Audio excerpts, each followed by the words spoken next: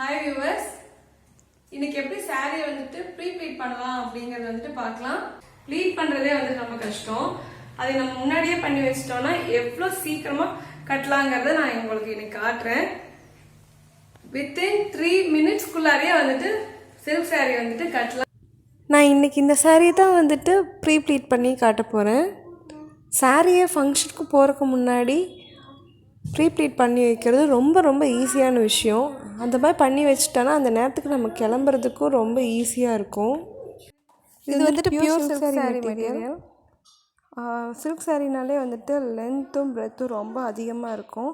அந்த சாரியில் எவ்வளோ ஈஸியாக கட்டலாம் அப்படிங்கிறதுக்காக தான் நான் இன்றைக்கி இந்த சாரி எடுத்திருக்கேன்.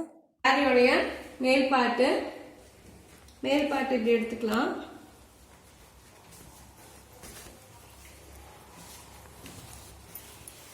மொத்தமாக இப்படி பெட்டில் விரிச்சு இந்த மேல் பார்ட்டை இப்படி உள்மடிச்சு நம்மளுக்கு ஒவ்வொருத்தவங்க உடம்ப பொறுத்து சின்னதாக ப்ளீட் வேணும்னா சின்னதாக எடுத்துக்கலாம், பெருசாக ப்ளீட் வேணும்னா பெருசாக எடுத்துக்கலாம். நான் இன்னைக்கு வந்துட்டு சின்னதாக எடுக்கலாம்னு நினைக்கிறேன். இது உள்ள ஜரி வந்துட்டு இந்த கிரீன் கலர்.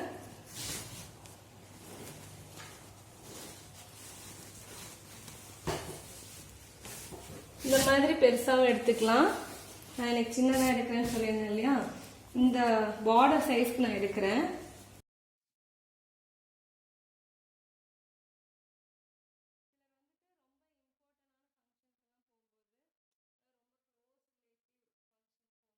ஃபஸ்ட்டு பார்டர் எடுத்து பார்டரோட பேக் சைட் தெரிகிற மாதிரி அமுத்தி பிடிச்சிக்கணும். அப்புறம் நெக்ஸ்ட்டு அதே சைஸ் ரெக்யர் எடுத்து அகெயின் அதனுடைய ஈக்குவலண்ட் சைஸாக வச்சு அமுத்தி பிடிச்சிக்கணும்.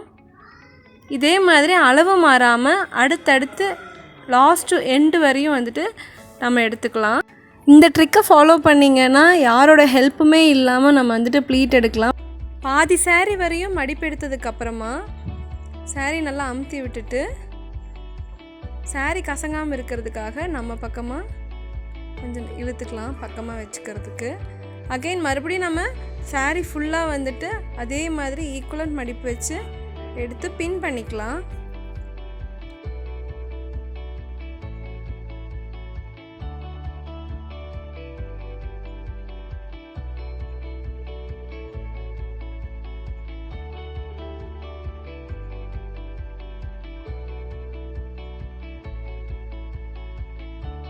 இதே மாதிரி சாரியோட லாஸ்ட் எட்ஜ் கார்னர் வரையும் வந்துட்டு ப்ளீட் எடுத்துக்கணுங்க. இதில் வந்துட்டு லாஸ்ட் ப்ளீட் மட்டும் வந்துட்டு 1 இன்ச் வந்துட்டு அதிகமாக இருக்கும் மற்ற ப்ளீட்டை கம்பேர் பண்ணும்போது. நான் எப்போவுமே அப்படி தான் எடுப்பேன்.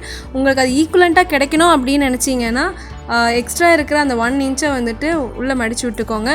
அது ஒரு சாரியை பொறுத்தும் மாறுங்க. சாரியோட லென்த்து வந்துட்டு பிரெத்து வந்துட்டு ரொம்பவே வித்தியாசப்படும் சாரியோட ரேட்டை பொறுத்து. இப்போ நான் வந்து லாஸ்ட் எட்ஜ் கார்னரை வந்துட்டு நம்ம பின் பண்ணிக்கலாங்க.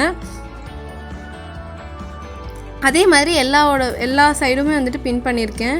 நான் வந்துட்டு லென்த் பை லென்த் ஒரு முழத்துக்கு ஒரு இடத்துல வந்துட்டு நான் வந்துட்டு பின்னூசி வச்சு பின் பண்ணியிருக்கேன். இந்த மாதிரி ஒரு ப்ளீட்டையும் எடுத்து பார்த்து செக் பண்ணிவிட்டு பின் பண்ணுங்கள். ஏன்னா ஒரு ப்ளீட் வந்துட்டு விட்டு போயிடுச்சு அப்படின்னா வந்துட்டு மறுபடியும் களைஞ்சிட்ருக்கும்.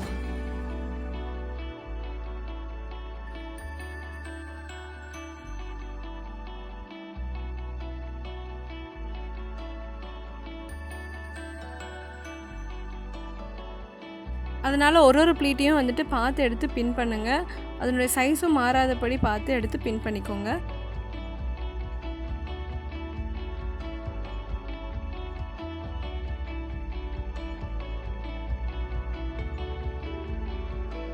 நெக்ஸ்ட்டு நமக்கு எவ்வளோ லென்த் வேணுமோ பேக் சைடு வந்துட்டு ஒவ்வொருத்தரும் கொஞ்சம் சின்னதாக விடுவாங்க, ஒவ்வொருத்தரும் வந்துட்டு ஃபீட் கொஞ்சம் மேலே வரையும் இன்ச் வரையும் விடுவாங்க. எந்த அளவுக்கு லென்த் வேணுமோ அந்த அளவுக்கு பண்ணிக்கலாம்.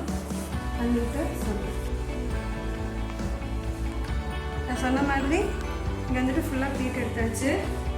எனக்கு எந்த அளவுக்கு லென்த் வேணுமோ அந்த அளவுக்கு வந்து லென்த் எடுத்தாச்சு. சாரியோட லென்த் வந்துட்டு அவங்களோட அளவுக்கு ஏற்ற மாதிரி வச்சுக்கோங்க. ஃபூட்டை விட ஒரு 2 இன்ச் அளவுக்கு மேலே இருந்துச்சுன்னா பட்டு சாரி பார்க்கறதுக்கு ரொம்ப அழகாக இருக்குங்க. இந்த ப்ளீட் வந்துட்டு பார்த்தீங்கன்னா கொஞ்சம் பல்ஜாக இருக்கும். இந்த ஒரு மடிப்பையும் வந்துட்டு நம்ம கை வச்சு இப்படி அமுத்தி விடலாம். அதுக்கு முன்னாடி கண்டிப்பாக சோப் போட்டு ஹேண்ட் வாஷ் பண்ணிக்கிறது நல்லது. கையில் இருக்கிற அழுக்குங்க வந்துட்டு சாரியில் பற்றக்கூடாதுங்கிறதுக்காக ஈவன் அது சில்க் சாரியாக இருக்கும்போது ஷேட் வந்துட்டு கம்மியாகும்.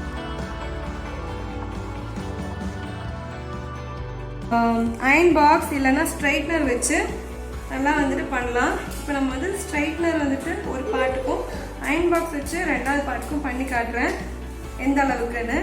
ஸ்ட்ரைட்னர் இருந்துச்சுன்னா ஸ்ட்ரைட்னரில், ஸ்ட்ரைட்னர் இல்லைன்னா ஒன்றும் பிரச்சனை இல்லை அயன் பாக்ஸில். இல்லை ரெண்டுமே என்கிட்ட இல்லை அப்படிங்கிறவங்க ஒரு அளவுக்கு வச்சு மெயின்டைன் பண்ணிக்கலாம். இந்த மாதிரி பார்த்தீங்கன்னா இது ரெண்டுத்துக்கும் வித்தியாசம் இருக்கு இல்லையா, அந்த மாதிரி. நெக்ஸ்ட் ஒன்று பண்ணலாம்.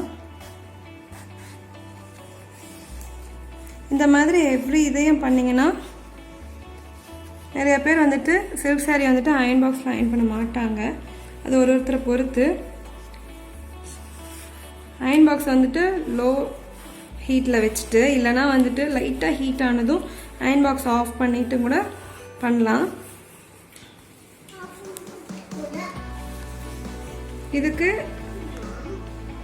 இதுக்கு இந்த புஸ் இருக்கு இல்லையா, வித்தியாசம் தெரியுது இல்லையா.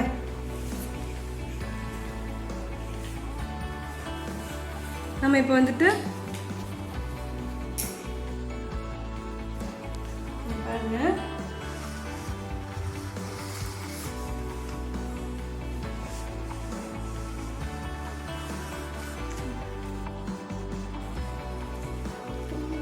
பார்த்தீங்கன்னா தெரியும் உங்களுக்கு இந்த வித்தியாசம். லைட்டான ஹீட்டில் வச்சு பண்ணலாம். இதுதான் மினிமம் ஹீட்டு.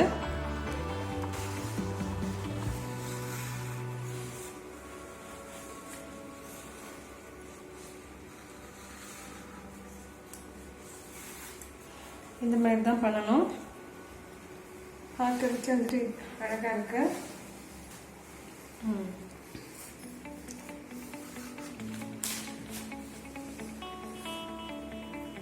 இந்த மாதிரி அழகாக இருக்கும்.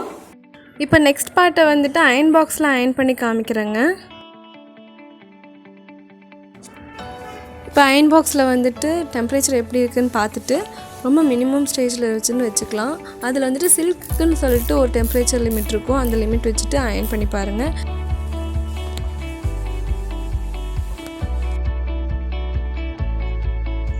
அதுலேயும் ஒரு ப்ளீட்டையும் வந்துட்டு ஷார்ப்பாக வந்துட்டு அயன் பண்ணிங்கன்னா நல்லா கத்தி தகுடு மாதிரி வந்துட்டு கிடைக்கும். நல்லா நைஃப் ஷார்ப் மாதிரி கிடைக்கும். அப்படி பண்ணிங்கன்னா ரொம்ப அழகாக இருக்கும் பார்க்குறதுக்கு. இந்த மாதிரி அமர்ந்து வந்தால் போதும். இது வந்துட்டு அயன் பாக்ஸில் அயன் பண்ண இடம். இது வந்துட்டு இப்போ நான் உங்ககிட்ட காமிச்சேன் ஸ்ட்ரைட்னரில் ஸ்ட்ரைட் பண்ண பார்ட்டு. இது வந்துட்டு ஸ்ட்ரைட்னரில் ஸ்ட்ரைட் பண்ண இடம். இது ரெண்டும் வந்துட்டு அயன் பாக்ஸில் அயன் பண்ண பார்ட்டு. இதை விட அது பெஸ்ட்டுங்கிறதுக்கு இல்லை, எது இருக்குதோ அதில் வந்துட்டு ப்ளீட் எடுக்கலாம் அப்படிங்கிறதுக்கான டெமோ தான். ரெண்டுமே இருந்ததுனால நான் அப்படி காமிச்சிருக்கேன். ஓகே, மேலே ப்ளீட் எடுக்கிறதுன்னு பார்த்தாச்சு. ஒருத்தவங்க வந்துட்டு மேல் ப்ளீட் எடுக்கிறது தான் ரொம்ப கஷ்டம், கீழே ப்ளீட் எடுக்கிறது வந்துட்டு எனக்கு ஈஸியாக அப்படிங்கிறவங்க எப்படி அதை அப்படியே பேக் பண்ணி பேக்குள்ளே வைக்கிறதுங்கிறத காமிச்சு கொடுக்குறேன்.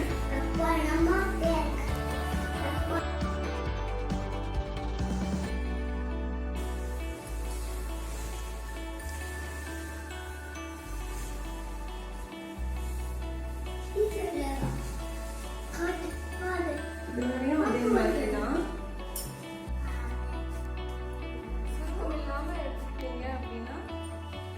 இப்போ இது வந்துட்டு எப்படி மடிக்கிறதுங்கிறத மட்டும் நான் காட்டுறேன். ஸ்டெப் பை ஸ்டெப் எப்படி மடிக்கிறதுங்கிறது இந்த வீடியோட எண்டில் வந்துட்டு காமிக்கிறேன். இப்போ வரையும் நம்ம பல்லு மட்டும் ப்ளீட் எடுத்திருக்கோம். இந்த மாதிரி ஃபோல்ட் பண்ணி நம்ம ட்ராவல் பேக்கில் வச்சுக்கலாம். இப்போ வரையும் சாரியோடைய பல்லு மட்டும் மடிப்பெடுத்து மடித்து வச்சு காமிச்சிருக்கிறேன்.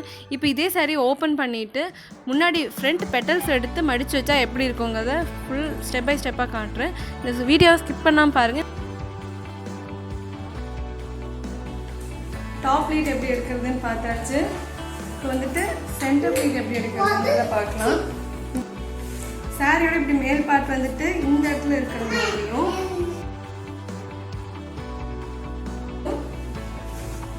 இப்படி வந்த மாதிரியும் வச்சுட்டு சாரியை விட்டுடலாம்.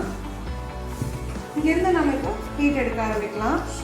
ப்ளீட்ஸ் வந்து பார்த்தீங்கன்னா கொஞ்சம் பெருசாகவே எடுங்க.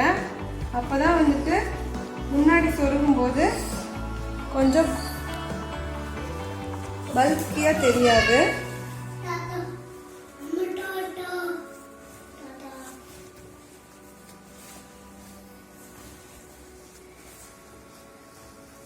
எது வரையும் எடுக்கணும் அப்படிங்கிறத இந்த டாப்பை இப்படி போடுறதுலே தெரியும். மேக்ஸிமம் சாரீ எல்லா சாரீலையுமே அவங்கவுங்க கை ஃபுல் லென்த்துக்கு எடுத்தீங்கன்னா வந்துட்டு 6 to 5 ஃப்ளீட்ஸ் வரும். இந்த 5 ஃப்ளீட்ஸ் எடுத்துட்டு பின் பண்ணிக்கோங்க. ஃப்ரண்ட் ஃப்ளீட்டையும் வந்துட்டு இந்த மாதிரி ப்ளீட் எடுத்துக்கிறது.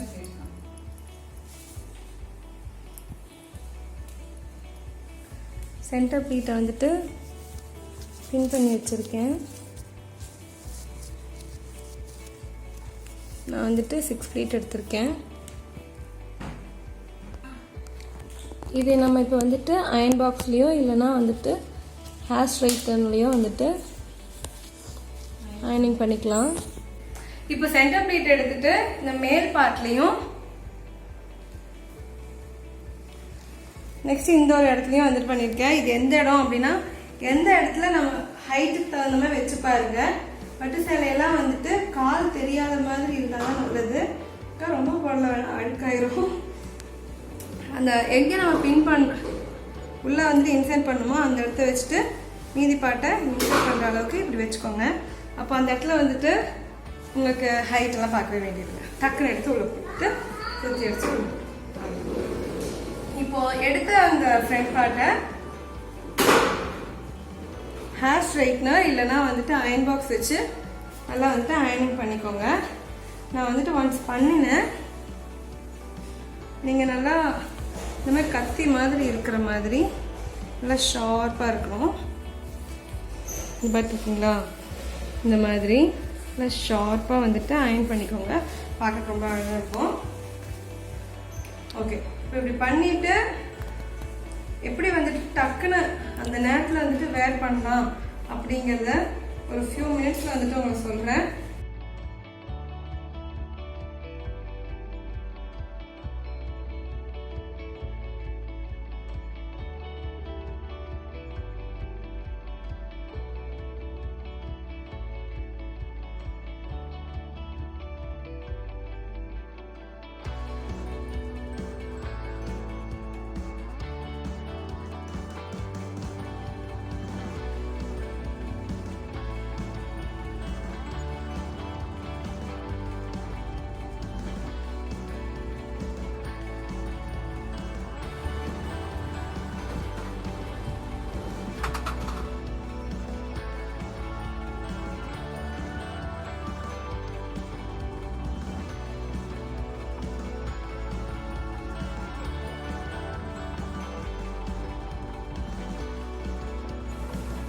இது வந்துட்டு பேக் சைடு, ஃப்ரண்ட் சைடு வந்துட்டு இங்கே இருக்கு.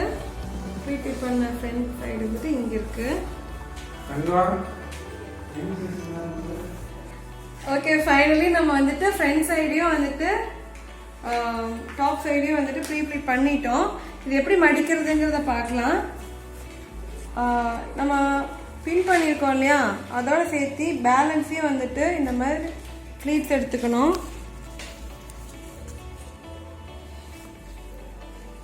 பேலன்ஸ் இருக்கிறதையும் வந்துட்டு ப்ளீட் எடுத்துக்கணும். இதில் வந்துட்டு 1 2 3 4 இது தவிர மீதியும் வந்துட்டு இப்படி ப்ளீட் எடுத்துக்கலாம். சேலை வந்துட்டு கசங்காது.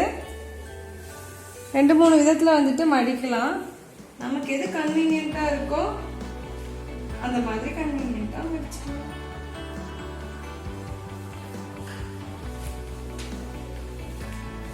இது வந்துட்டு பேக் சைட் தெரியுது. நான் ஓப்பன் பண்ணி காமிக்கிறேன்.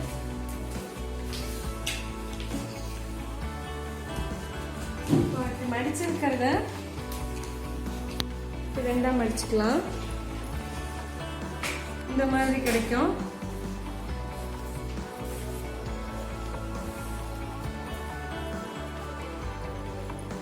அகைன் இதை வந்துட்டு அந்த மாதிரி மடிச்சுக்கலாம்.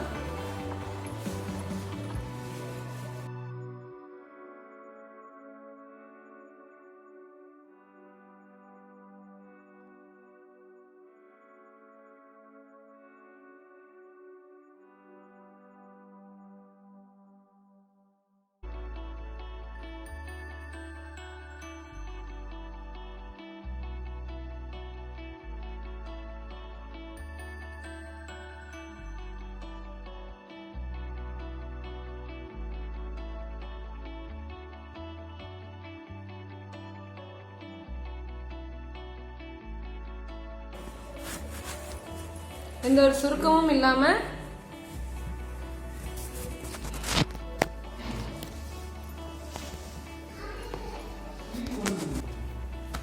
இதை அப்படியே எடுத்து